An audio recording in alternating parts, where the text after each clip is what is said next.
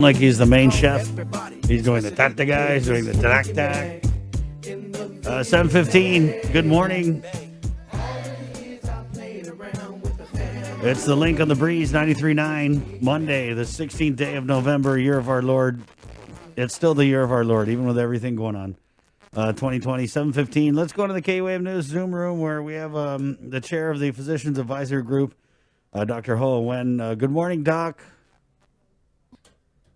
Hey, good morning, guys. Good morning. It's Monday, so Yeah, what's good about this morning, Doc? Let's just start there. oh, you wake up in the morning is good, Chris. Amen. That's where I start too. Hey, I'm here. A lot of people can't say the same thing because they didn't wake up this morning. So good point there, Doc. I guess just what happened with over the weekend from any discussion with the Physicians Advisory Group, any of your colleagues on talks about some of these numbers over the weekend. We had 156 positives yesterday, right, Bree? Yes. Yeah, I think guys, most of those are from the construction company. The public health still do a lot of outreaching on some big construction company and to make sure that they kind of isolate on the positive in the construction company. So I think they have to kind of break it down to see how many of those 150 is out of a construction company. I think that's the majority of it. I don't think all the number have been out. Community-wise, the number kind of stable. It went down a little bit, but I think that the big number is from, construction company, from DOC, the inmate, and the guard. So those kind of screwed the number quite a bit.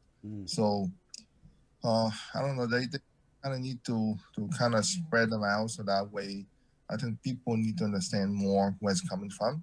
And I think that they are in the process of doing that. So there should be more information coming out the next days or so. Yeah. We're getting Janella Carrera from Public Health on this morning at 8:30. So hopefully she'll be able to shed a little more light on who were these positives and where they came from. Yeah. Right. Yeah, I wasn't clarified in the check report. Yes, it's very confused, especially the weekend. And we've been asked them to clarify and report them differently during the weekend because sometimes the number is very small, right, and sometimes it's huge. So during the weekend and the Sunday is very everyone. More tests on the construction company.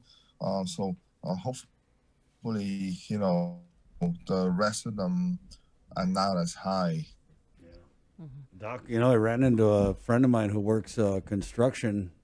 He's working on a project on the base, and he said that they're still working. Do you know if because I know the governor had halted construction outside of the base, and I want to say it even included projects inside the fence line, at least where black construction was concerned.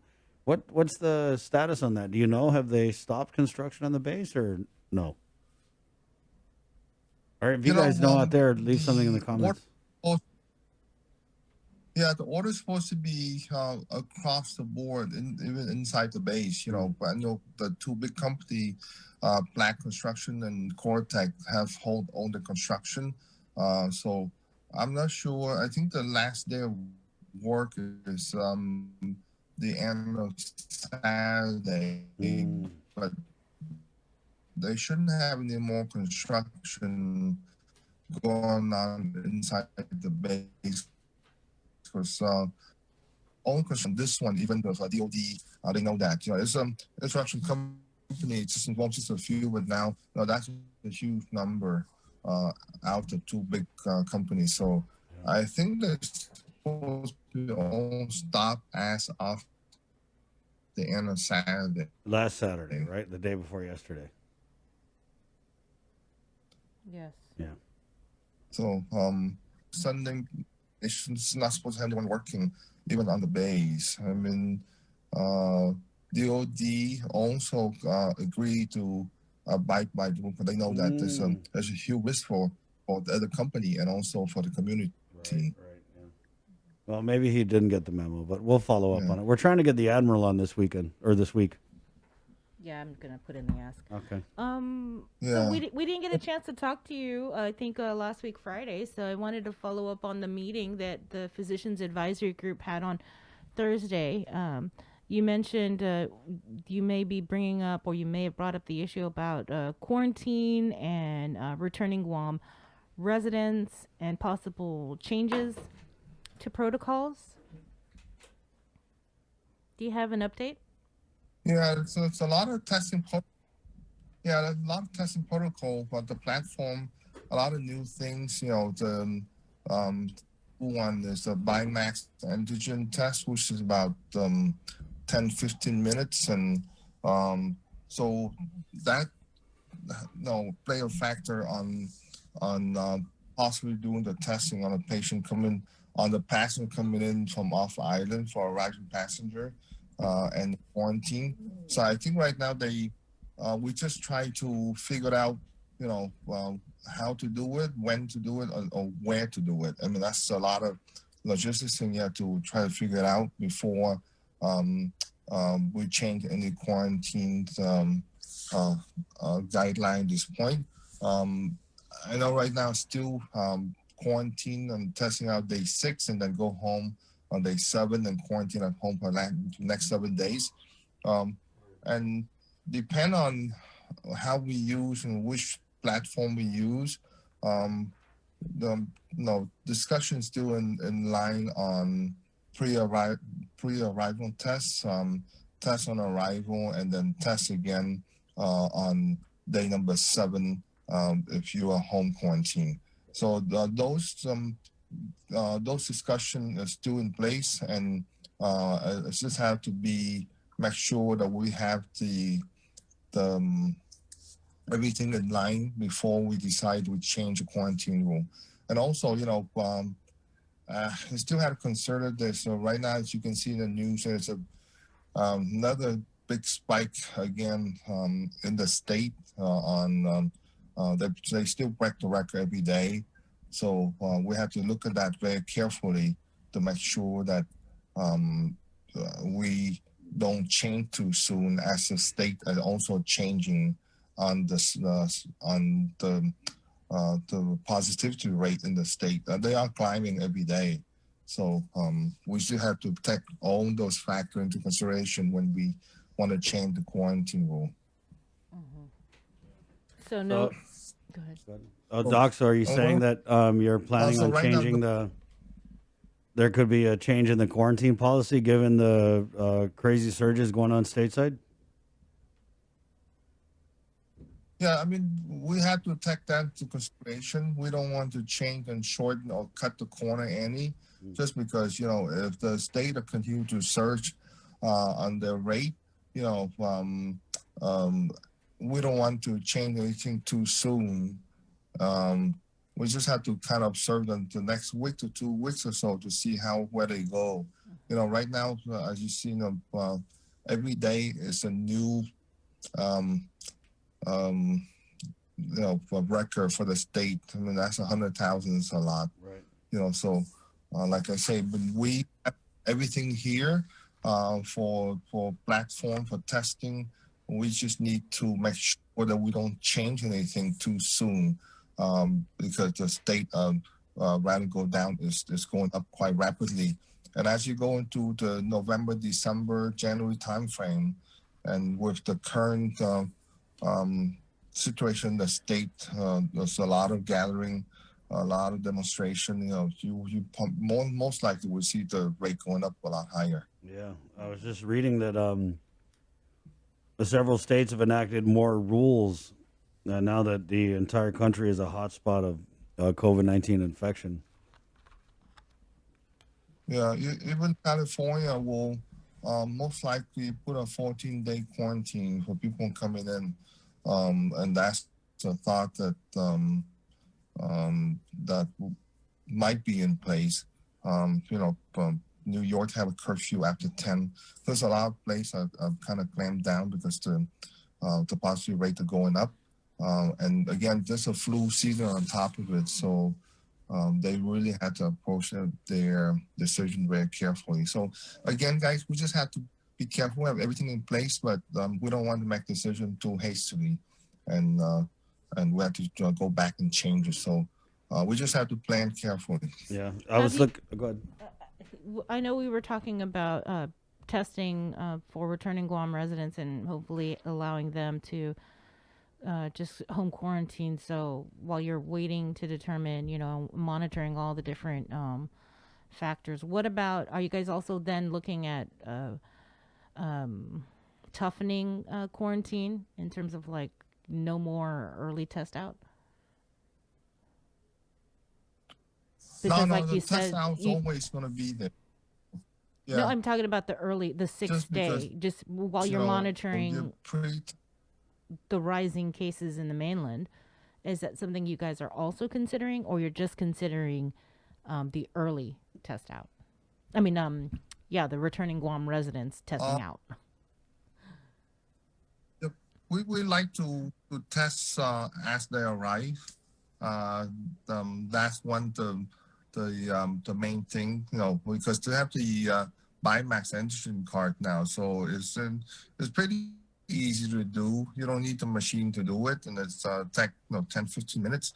So you can test the arrived passenger, and then but you have to test them again on day 7, even the day at home. It's a must. So again, that is have to be carefully thought out, because make sure the compliance of people show up on day 6 or day 7 to be tested. It have to be well thought out, and make sure that we can monitor the compliance of people through the system in the last one, because people doesn't show up to be tested in day 6 or 7. So we have to carefully make sure that everything in place to be able to monitor it and be able to enforce the testing out day 6 and day 7. So let me just clarify. So you're So saying that the new quarantine protocol that you are looking at, the physicians advisory group is looking at, is that you have a pre-arrival negative test for returning Guam residents. You can quarantine at home, but you have to test on day 7 while you're on home quarantine. But you guys are looking into how are you going to make sure that people that are on home quarantine actually get tested on day 7. Is this the new policy yes, you guys are looking at? Okay, I just wanted to make sure. yeah, that's something that's on hold right now, just because we had to kind of monitor the situation in the state to because the rates are going up so much, you know. So everything is really changing on a daily, weekly basis based on what's going on around us. Yeah. So there's a discussion, but like I say, it's going to happen or not really depend on what's happened around the world, and especially in the United States. Yeah. That's most of our incoming passenger in that state. Yeah, I was looking here and the Philippines is somewhat do a lot. say again, what about the Philippines? So,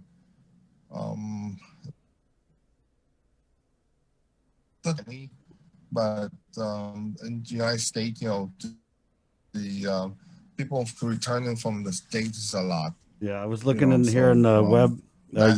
Utah, Doc, now has a statewide mask mandate. Ohio enacting stricter mask mandates for businesses. New Mexico is banning in-person services for non-essential businesses.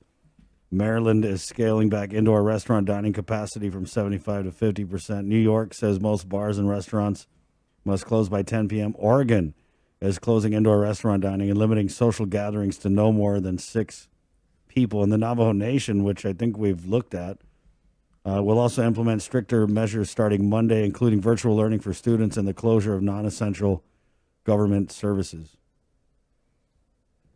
So that's what's happening stateside with this surge now, where I think they saw 1,300 deaths on Saturday.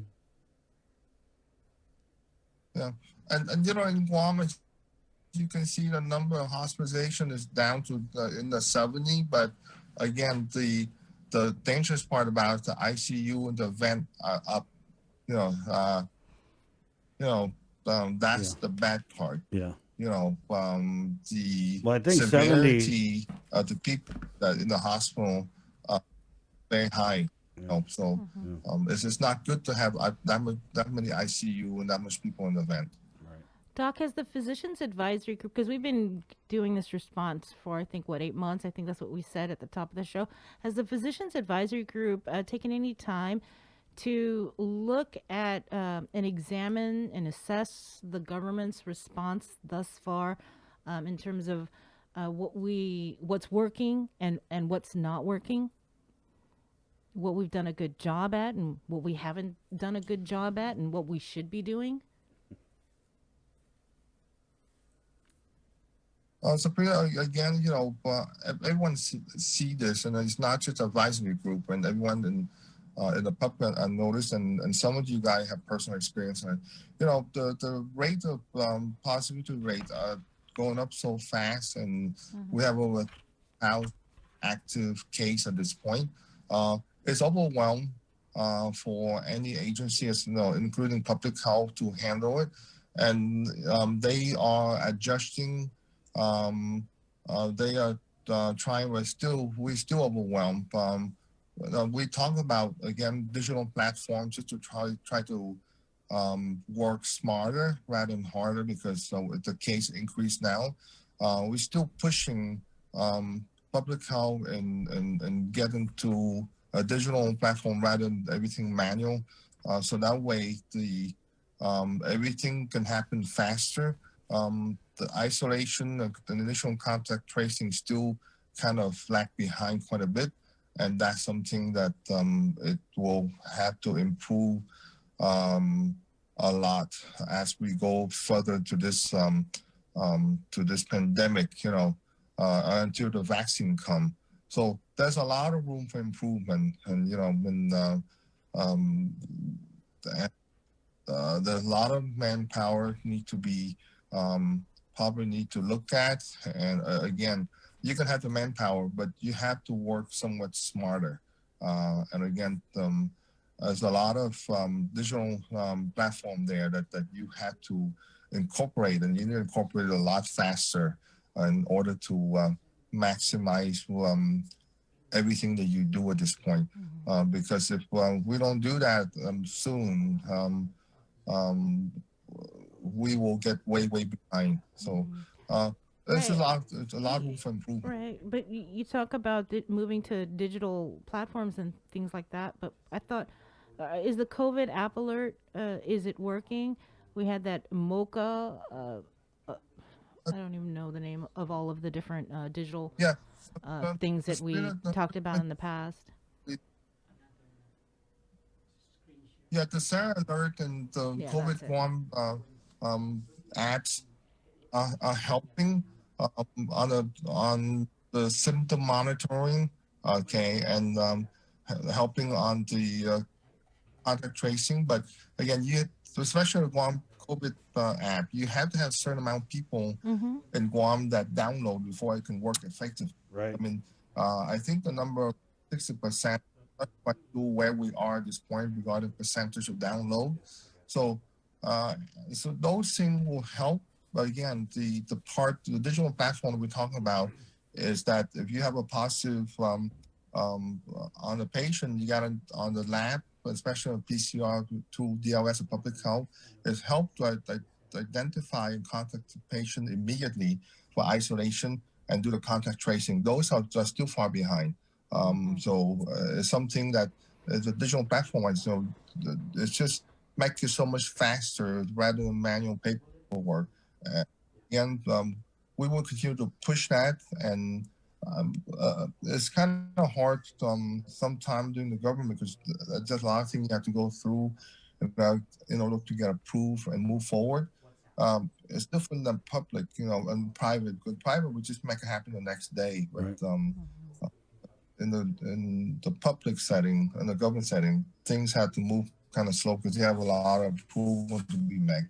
But again, we will continue to push it because we need to move. We're about more than we kind of behind more likely a few weeks already. Yeah, So a few yeah, months we already. are. Yeah, yep.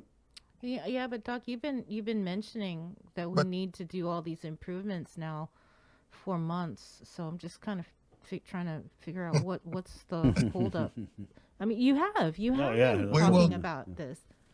I mean, yeah, where's we the will. bottleneck? I mean, why can't we get it done? Is it just people? I Is it don't know. money? Is it the lack of will? We Is it will get what is it? with it, and it's something that Because you at the know. end of the day, people are saying, what's up with this physicians advisory group? Are they doing their job? Are they advising the governor? Is the governor listening? Uh, yeah, Sabrina, Christian, remember the term advisory group. We give advice and we give recommendation, but as far as power to make it happen, we advise, and and will take the advice, and they have to make it happen, but we cannot enforce anything that we say. We just advise. There's a difference with the power to change.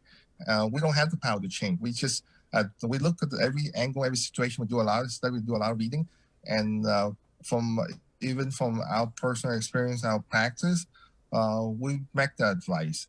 And again, the governor, public health, and even other agency will look at advice, and they either take it or not take it, or process or not process, and then how fast they move is really up on their power now. We will continue to push it. Through the meetings, we can push through the media, make sure that we have our voice heard. And again, it's advice that we give, and we cannot make it happen. Though I mean, it's up to power to make it happen, and follow advice only. So yeah, we have our limitation.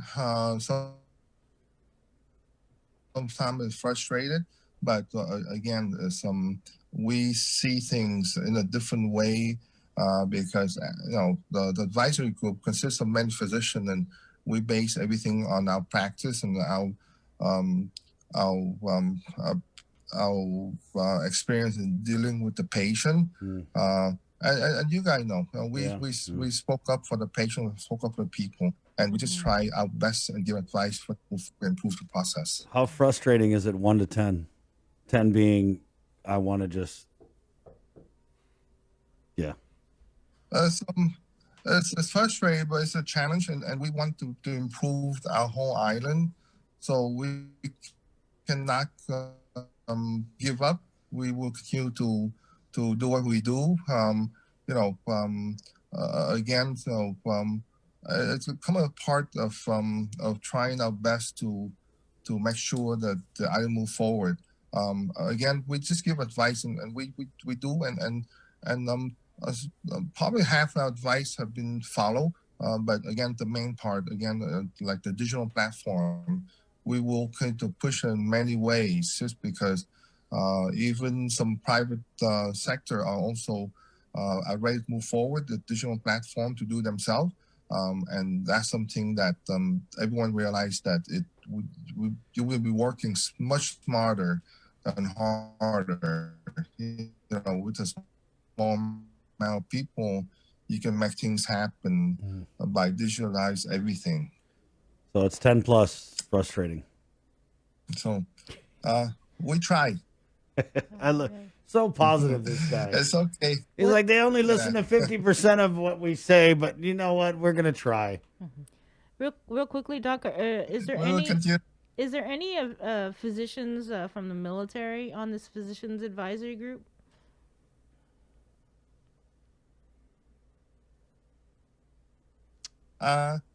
Dr. Mike Cruz and Dr. Louis Cruz No, from the Guard. she means like the other and military, not the guard. No. There's no active duty on it. Right. The military is not on this group. Yeah, they have their own, and they meet with public health, I think, regularly on their part. Doc, we're trying to get this car score down. It's a 41.5 right now. before we let you go, what advice would you give to the people of Guam to get this car score down so that we can get our rewards for the holidays? Yeah, I think everyone again is back to basic. It's everyone's responsibility. They just need to wear their mask, social distance, hand washing, and try not to gather with other people outside their house. And we can do that. This car score will come down. Again, the car score is kind of screwed quite a bit because of the current cluster that we have.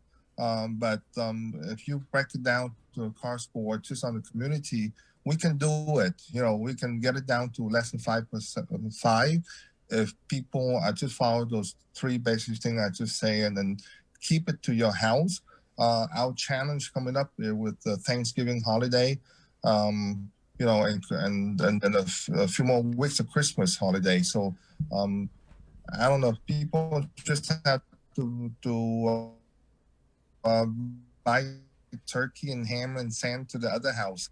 Card score will continue to go up if we continue to gather. So again, social distance, 6 feet, and wear your mask, and that should be to be okay. I know it's a long battle. I don't think that we anywhere where we want it yet. It's a marathon. I don't know which mile marker we are in. Yep, this is a marathon. That's why I don't do. So yep. I'm more of a 10K guy. Just don't give up. We might be my market number 1. I don't know, but let's see. We continue to work on it. And, Doc, I gotta say though, I'm tracking this Thanksgiving thing, and there's no yams anywhere. I can't find any pumpkin filling. It scares me. It scares me because that means people are buying it up because they're gonna have their Thanksgiving. Just to remind people, guys, and everyone have to be responsible, and that's what we want to do. We need to move things, low down our car score, so that way we can open more business and get our life somewhat the new normal. So I know a lot of business are kind of trimming down and close their door, but we need to really try as a whole community to try to kind of, I would say, be responsible, and we can move forward. It's a new norm. We need to learn how to live with this virus. Thank you, Doc. Thanks, Doc. You're welcome, guys. Have a good day and be Hang safe, in there, Doc. okay? You got this. You got this. Your daughter, by the way, I think it's your daughter commented when I asked you of 1 to 10 how frustrating it is. She put it's a 10. My dad said when he comes home after the meetings, he's too nice when it comes to public health's lack of action. They hear that at home, so it's okay. You better start watching what you say around your kids, Doc. Snitches. Thank you. Okay. Hey, guys. Okay, we'll see you. He's like, where are you at? No more internet when I'm on the link. Hey, 7:43. We'll take a quick break and we're coming back with more of the show. Next, good morning, Guam.